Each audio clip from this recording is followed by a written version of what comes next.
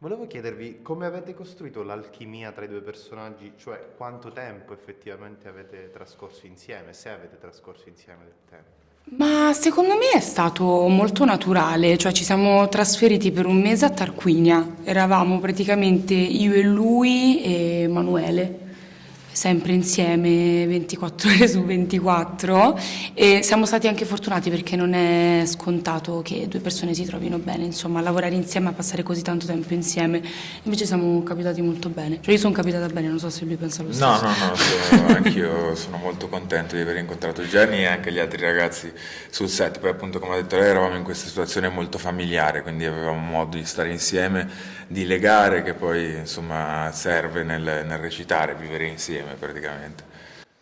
Cosa può fare la visione di un film come questo? Cioè può aiutare, può essere una terapia?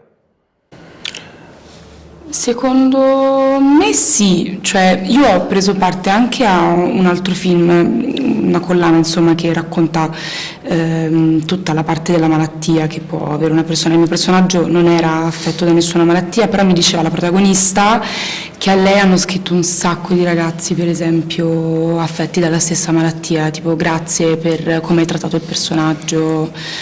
Insomma, secondo me è giusto che anche quella parte di persone che insomma si possano rivedere in personaggi portati poi al cinema, credo sia quasi, non dico un regalo, però è bello che ci si possano rivedere anche loro.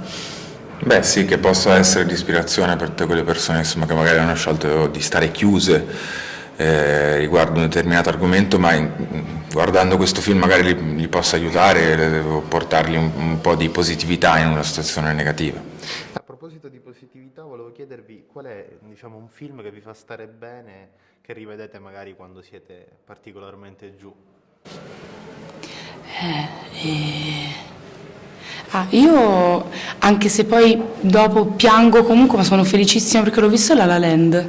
Sono innamorata di quel film e me lo riguarderei veramente tipo 5 volte di fila. Forrest Gump, Bello. Forrest Gump, decisamente, sì, sì, sì.